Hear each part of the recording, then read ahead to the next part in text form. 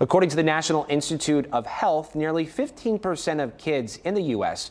are diagnosed with a mental health-related condition. A national youth advocacy group is working to let kids know it's okay to reach out for help. The group is comprised of 17 students from around the country, including one student here in Fort Bend ISD. Joining me now live in studio to talk more about this, about Creative Vision's Mental Health Youth Advisory Committee, is Dulles High School junior Robell Ephram. Robell, thank you so much for coming in. Thank you for having me. We appreciate your time this morning.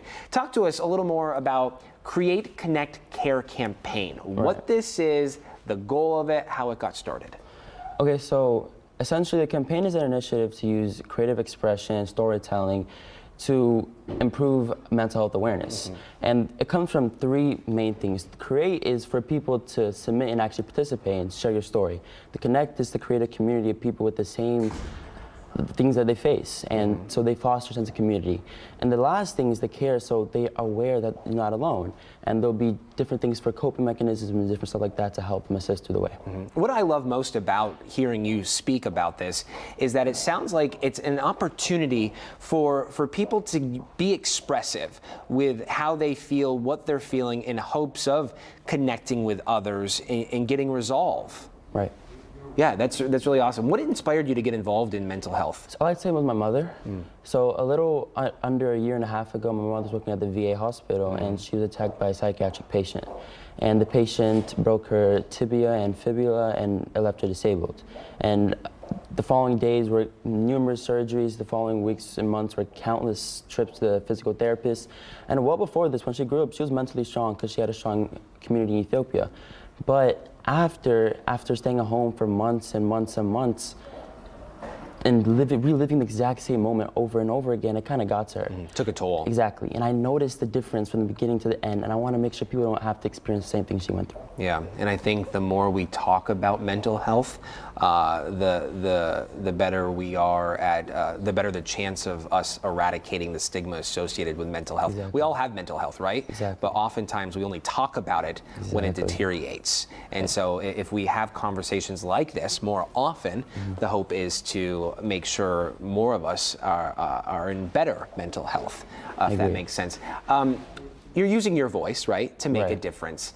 What has the reaction been like from your peers when it comes to this initiative and having conversations like this around mental health? It's been very positive, and the thing is, whenever someone does not step out and advocate for the youth, they're very quiet because of the stigmas around it, like you're not normal, you're weird, and you don't fit in social norms. So when one person talks about it, it starts other people talking about it. It's kind of like a domino effect. When one domino falls, the rest fall.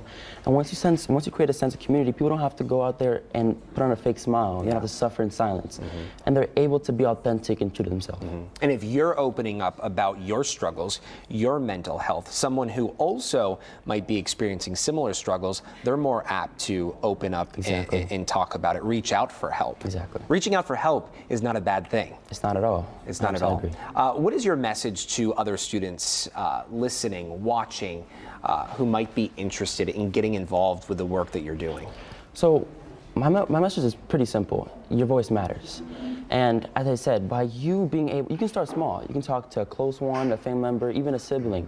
But the thing is, once you start that conversation and deter away from the bad things surrounding mental health, you then are more free. And it's not just you're helping other people. And other people are willing to talk about the issues, especially in the current day society with teens dealing with extracurricular pressure, environmental pressure, social media, academic, and trying to be the best they can.